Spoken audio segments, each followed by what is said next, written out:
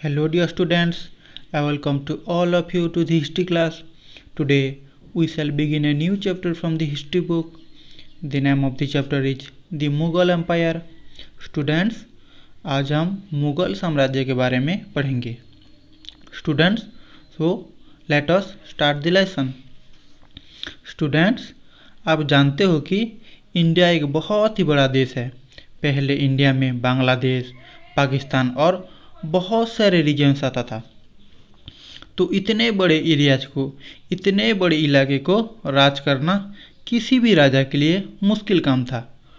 अलग अलग धर्म, अलग अलग जाति, अलग अलग कल्चर फॉलो करने वाले, अलग अलग भाषा बोलने वाले लोग यहाँ पर रहते हैं. मिडिल एजेस में भी और आज भी बहुत ही टॉप काम है इतने बड़े देश में अपना राज चलाना. स्टूडेंट्स, प्रीडिसेसर्स वो लोग होते हैं जो पहले आते हैं. मुग़ल रूलर से जो पहले आए थे वो लोग एक बड़े साम्राज्य बना लिए थे, मगर वो बहुत ही छोटे टाइम के लिए बना पाए थे. दिल्ली सुल्तानेट की जो राजा थे, तोमार्स, चौहान्स, फिर काफ़ी सारे आए, फिर तुगलक आए. ये लोग काफ़ी सारे एरियाज पर राज कर लिए, लेकिन केवल थोड़े टाइम के लिए ही कर पाए.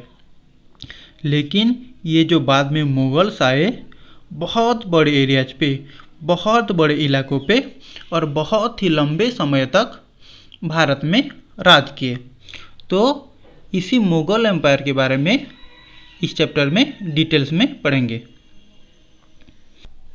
स्टूडेंट्स, मुगल्स ने 16th सेंचुरी के बाद के टाइम से अपना जो किंगडम है काफ़ी ज़्यादा बढ़ा लिया था, आगरा, दिल्ली तक. और 17th सेंचुरी आते आते लगभग पूरे सब कॉन्टिनेंट पर अपना कब्जा कर लिया था. उन्होंने काफ़ी सारे एडमिनिस्ट्रेशन या शासन के जो स्ट्रक्चर थे, गवर्नेंस के जो आइडियाज़ थे, वो काफ़ी सारे चेंज करे. नए नए रूल्स लेकर के आए. इस तरह से कई सारे रूल्स बनाए. मतलब राज्य की शासन व्यवस्था चलाने की तरीका में काफ़ी सारा बदलाव किए. Students, you know that today the prime minister of India addresses the nation on Independence Day from the ramparts of the Red Fort in Delhi, the residence of the Mughal emperors. Students, आप लोग जानते हो ना, हमारे देश में रेड फोर्ट दिल्ली में है, जहाँ पर प्रधानमंत्री जी इंडिपेंडेंस डे में अपना अभिभाषण रखते हैं. ये रेड फोर्ट मुगल एम्परर्स का निवास था, जहाँ पर वो रहते थे. रेड फोर्ट को ग्रेट मुगल एम्परर शाहजहां ने बनवाए थे. Students, you can see the picture of Red Fort here. The Red Fort is also known as Lal Qila. Red Fort को लाल किला नाम से भी हम जानते हैं. Students, let us know who are the Mughals. चलो स्टूडेंट्स, जानते हैं ये मुगल्स थे कौन. The Mughals were descendants of two great lineages of rulers from there mother side. They were descendants of Genghis Khan. Mughals दो बड़े खानदान के वंशज थे. अपने माँ के साइड से वो गेंगिस खान, जिसको कि चंगेज़ खान भी कहते हैं, उनके डिसेंडेंट या वंशज थे, जो कि एक मंगोल रूलर था और चाइना और सेंट्रल एशिया के बहुत बड़े इलाके में शासन किया था. From their father side they were successors of Timur.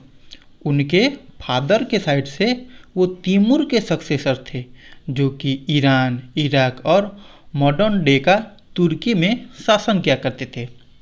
फिर भी मुगल्स को मुगल या मंगोल कहलाना पसंद नहीं था, क्योंकि ये उनको गेंगिस खान की याद दिलाता था, जो कि बहुत सारे लोगों की नरसंहार किया था. बहुत ज़्यादा लोगों को गेंगिस खान मार दिया था एक बार. इसीलिए जब उनको मुगल्स बोला जाता था तो अच्छा नहीं लगता था. और भी था उज्बेक्स, जो कि मुगल्स के कॉम्पिटिटर्स हुआ करते थे. उज्बेक्स से मंगोल्स का बहुत लड़ाई होता था. मुग़ल जो थे वो खुद को तैमूर से रिलेट करना चाहते थे, क्योंकि तैमूर ने ईरान, इराक और तुर्की में भी राज किया और 1398 में दिल्ली को भी अपने कब्जे में ले लिया था। Students, the Mughals celebrated their genealogy pictorially. Mughals अपने जीनियोलॉजी को, इसका मतलब अपने परिवार के सभी दादा परदादा जो भी आगे जन्म लिए हैं सभी को एक पिक्चर में दिखाते थे, जैसे एक ग्रुप फोटोग्राफ हो। Now look at the figure number 2 here. यह है तैमूर और यहाँ पर आगे आने वाले शासक सबको एक मिनीचर पेंटिंग मतलब एक छोटे पेंटिंग में दर्शाया जाता था। Now look at here, this is Timur. ये बाबर के ग्रेट ग्रेट ग्रैंडफादर, ये बाबर के ग्रैंडफादर, ये खुद Babur, then Akbar, then Shahjahan. Then look at the left side, in the left Babur के ग्रेट ग्रैंडफादर, देन बाबर के father, then Humayun, then Jahangir, then Aurangzeb. ऐसे परिवार के सारे राजा को एक मिनिएचर पेंटिंग में दर्शाया जाता था। Students, let us know about Mughal military campaigns. Students, चलो जानते हैं मुगल्स कैसे मिलिट्री कैंपेन्स करते थे, अर्थात सेना के साथ जाकर कैसे लड़ाई करते थे। Now you can see this figure number 3। यहाँ पर पहले सेना चल के जा रहे हैं, देन कुछ सेना हाथी पर सवार हैं, देन लास्ट में सेना घोड़े पर सवार हैं। बाबर जब केवल 12 वर्ष के थे फरगना के सिंहासन में राजा बने थे 1494 में। बाबर पहले मुगल एम्पायर थे जो कि 1526 से 1530 तक शासन किए थे, सिर्फ 4 वर्ष के लिए। लेकिन और एक मुगल ग्रुप उज्बेक्स के आक्रमण की वजह से उनको सिंहासन छोड़ के वहाँ से जाना पड़ता है। उसके कई साल तक घूमने के बाद बाबर काबुल पर 1504 में कब्जा किया। उसके बाद 1526 में बाबर दिल्ली के सुल्तान इब्राहिम लोदी को परास्त किए पानीपत नामक एक जगह में, और दिल्ली और आगरा को भी अपने कब्जे में ले लिए।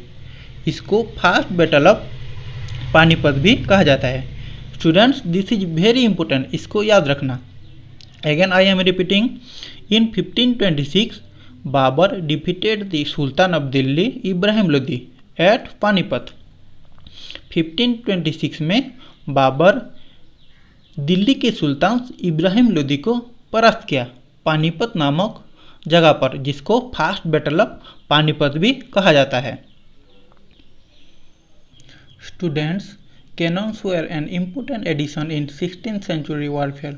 Babur used them effectively in the first battle of Panipat. Now students, look at the figure number 4. This is cannon और इसको तोप कहते हैं।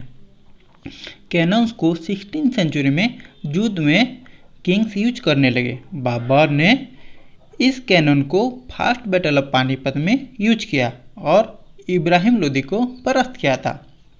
Then gun powder technology was brought to India for warfare in the 14th century.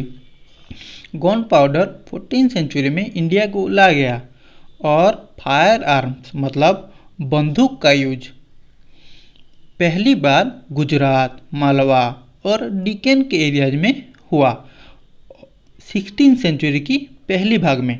Babar इस बंदूक का use किए थे। तो स्टूडेंट्स, इस कैनन्स और फायर आर्म्स का यूज बाबर अपने युद्ध में किए थे और शत्रु को परास्त किए थे।